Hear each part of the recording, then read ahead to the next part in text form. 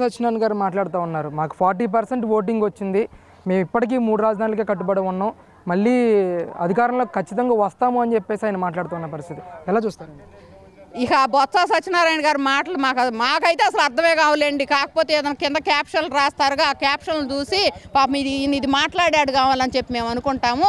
ఆయన పాపం మమ్మల్ని ఎప్పుడో ఎడారి అన్నాడు, శ్మశానం అన్నాడు, మరి ఏదోదో ఆయన ఇష్టం వచ్చినట్టు మాట్లాడాడు. అందుకనే ఆ ఎడారి శ్మశానంలో తీసుకొచ్చి మీ పార్టీని సమాధి చేసేశారు. అదేవిధంగా నువ్వు ఎన్ని అవాకులు చవాకులు బయలులా కింద పడ్డా పై చేయి మాదే అంటున్నావు.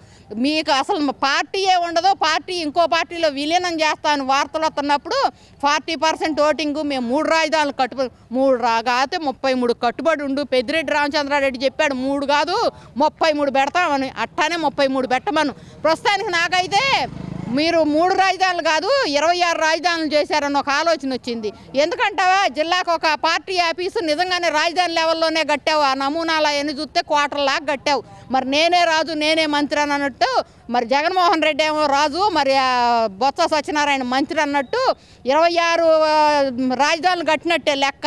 ఆ రాజధానులు కూడా మీకు ఉండకుండా ప్రజలకు ఉపయోగపడే విధంగా మీరు అయితే కూల్చారు. ఈ ప్రభుత్వంలో కూల్చడం కాదు, రూపాయిని సద్వినియోగం చేయటం, దాన్ని ప్రభుత్వ భవనాలుగా వాడుకొని మీరు ఏదైతే చేశారో తప్పుల్ని దాన్ని మరి ఆ రూపాయి ఆగంగా జాగ్రత్త చేసే ముఖ్యమంత్రి చంద్రబాబు గారు. అదేవిధంగా బొత్స సత్యనారాయణ గారికి మరి చిప్పు దొబ్బినట్టుంది మాకు తెలిసి. మరి ఏం మాట్లాడుతున్నాడో తెలియదు. దాదాపు కోలుకొని బయటికి రావడానికే నిలబట్టింది. ఆయన ఇప్పుడు బయటకు వచ్చి పాపం 3 రాజధానులు అంట. నిజంగానే బొత్స సత్యనారాయణ గారు పాపం రాయలసీమని ఎంత మాత్రం బాగు చేశారు. రాయలసీమకు ఒక్కసారి వెళ్ళరా అయ్యా, నీకు చీపుర్లు చాట్లు రెడీగా ఉంచారు బుద్ధి చెవటానికి. మరి ఉత్తరాంధ్ర అన్నావు, ఉత్తరాంధ్రలో రాష్ట్రం మొత్తం మీద కూడా అత్యధిక మెజారిటీ ఇచ్చి పల్లా శ్రీనివాసరావు గారిని గెలిపించారు. మరి నీ ఉత్తరాంధ్ర పరిపాలన అట్టుంది. మరి ఏ విధంగా అయితే కడపలో ఎట్లా ఇచ్చారో మొత్తం రాయలసీమ ప్రాంతాలన్నీ ఎట్లా ఇచ్చారో అర్థమవుతుంది. ఇంకా కూడా మాట్లాడితే ఆ మూర్ఖుడు అంటానికి మీరే నిదర్శనంగా చూపించాల్సి వచ్చింది. మూర్ఖపు మాటలు మాట్లాడటం, లేకపోతేనేమో మీకేమన్నా మైండ్ ఏమైనా చేంజ్ అయింది అని కూడా అనుకోవాల్సి వస్తుంది. ఇప్పుడు మీ నాయకుడే ఎక్కడ ఉన్నాడో తెలియట్లా. పక్క రాష్ట్రంలో ఉంది ప్యాలెస్, ఆ ప్యాలెస్లో ఉంటాడేమని అనుకుంటే పక్క రాష్ట్ర సీఎం కూడా నాకు యాంటీ అని చెప్పేసి బెంగళూరులో ప్యాలెస్లో ఉన్నాడు. రాష్ట్రానికి ఒక ప్యాలెస్, ఆంధ్ర రాష్ట్రానికి వచ్చేసరికి జిల్లాకు ఒక ప్యాలెస్ కట్టుకున్నావు. నువ్వు 3 రాజధానులు కాతే 33 రాజధానులు పెట్టు. భారతదేశం విశాలమైన దేశం. మరి ఆ భారతదేశం మొత్తానికి కూడా శుభ్రంగా ఎన్ని రాజధానులు కావాలో సెలెక్ట్ చేసి అన్ని రాజధానులు పెట్టమని చెప్పి నీ సలహా ఇవ్వు. ప్రస్తుతానికి నీ సలహా తీసుకునే పరిస్థితుల్లో కనీసం నీ తండ్రి ఉండే ఆ పార్టీ కాంగ్రెస్ కూడా లేదు. నిన్ను ఎవరైనా చేర్చుకున్నారు అంటే మాత్రం ఆ పార్టీ ధ్వంసం అయిపోయిద్ది అని చెప్పి ఆ భయంతో ఎవరు కాళ్ళు జాగ్రత్తగా నువ్వు మాకొద్దు బాబోయ్ అని చెప్పి దండం పెడుతున్నారు.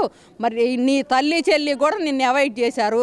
ఇక ఇంట్లో కూర్చొని కృష్ణారామ అనుకుంటా కూర్చోవడం తప్పితే నువ్వు చేయగలిగిన పని ఏం లేదు. పెన్షన్ల పంపిణీ విషయానికి వస్తే గతంలో వాలంటీర్ల ద్వారా జగన్ గారి ప్రభుత్వం పెన్షన్లు జారీ చేసింది. ఈరోజు సచివాలయ సిబ్బంది ద్వారా చంద్రబాబు నాయుడు గారి పెన్షన్ల పంపిణీని తీసుకెళ్ళడం కానీ, ఆయనే స్వయంగా పెనమాక గ్రామంలో పెన్షన్ల పంపిణీ కార్యక్రమంలో పాల్గొనడం కానీ ఏ విధంగా ఉంది? అసలు ఏమైనా ఇబ్బందులు పడే అవకాశం ఉందంటారా రాష్ట్ర వ్యాప్తంగా? ఏంటి పరిస్థితి ఈరోజు?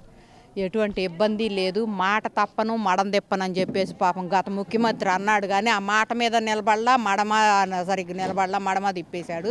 అదేవిధంగా అట్లా చేస్తాడు, చేసే దార్శనికుడు చంద్రబాబు నాయుడు గారు మేమందరం నమ్మాం. కాబట్టి ఆయన కోసం రేయింబాగుళ్ళ అహర్నిశలు శ్రమించి ఆయన్ని ఇవాళ అత్యధిక మెజారిటీతో ఇక్కడ సీట్లు ఇచ్చి నిలుపుకోవడం జరిగింది.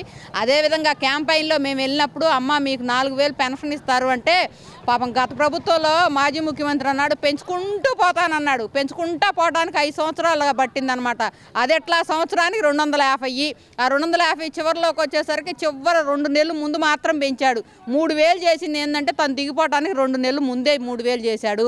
మరి అట్టానే చేస్తారని అనుకున్నాడేమో పాపం తెలియదు. కానీ అప్పులు కుప్పలాగా ఆంధ్రప్రదేశ్ను తయారు చేసిపోయినా కానీ ఇవాళ అందరికీ కూడా పెన్షన్ 4000 ఇచ్చాను అని చెప్పి హామీ తన చేతుల మీదుగా కొంతమందికి ఇచ్చి మరి గ్రామంలో ఉన్న కార్యకర్తలను మొత్తాన్ని కూడా మీ అందరూ పనిచేయాలి, సచివాలయ సిబ్బంది మొత్తం పనిచేయాలని చెప్పి వాళ్ళందరిలో అవేర్నెస్ అయితే నాయకుడు ఎప్పుడైతే దూకుడుగా పనిచేస్తాడో అదే దూకుడుతోటి మనం కూడా పనిచేయాలని కార్యకర్తలు కానీ సిబ్బంది కానీ పనిచేస్తున్నారు. ఇప్పుడే జస్ట్ ఒకటి చూసి వచ్చాం, ఎక్కడో చేతివాటం పాపం అలవాటు అయిన చేతులు ఊరుకోవు కదా, మరి చేతివాటం చూయించి మరి 4 లక్షల పెన్షన్ పంచడానికి 4 లక్షలు తీసుకొస్తున్నాను, పొయ్యిందని చెప్పి ఒక ఆయన డ్రామా ఆడుతున్నాడు. ఒక ఆయన పెన్షన్ ఇస్తానికి 500 రూపాయలు నాకు ఇవ్వాలని చెప్పి ఆయన చేతివాటం చూపిస్తున్నాడు. వీళ్ళిద్దరిని పట్టుకున్నారు, వీళ్ళిద్దరిని ఉతికి ఆరేస్తున్నారు. మరి ఇట్లాంటి చేతివాటాలు గీతివాటాలు అనేది ఈ చంద్రబాబు ప్రభుత్వంలో కుదరవు. కనీసం 500 నొక్కిన ఆయన దగ్గర 250 మళ్ళీ నొక్కడానికి సిద్ధంగా ఉండేవాళ్ళు గత ప్రభుత్వంలో మాజీ మంత్రులు వాళ్ళందరూ.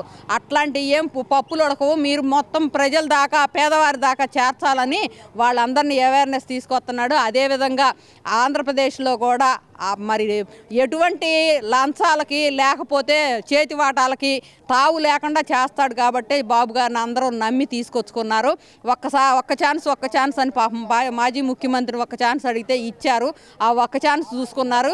ఎవరికాళ్ళు కొరి పెట్టుకున్నట్టుంది. మేము 5 సంవత్సరాలు నిన్ను తీసుకొచ్చినందుకు మాది 20 సంవత్సరాలు మా తలకొరి మేమే పెట్టుకున్నామని బాధపడి అందరూ అవేర్నెస్గా ఉండి మంచి ప్రభుత్వాన్ని ఎన్నుకున్నారు. అందరికీ మంచి జరుగుద్ది.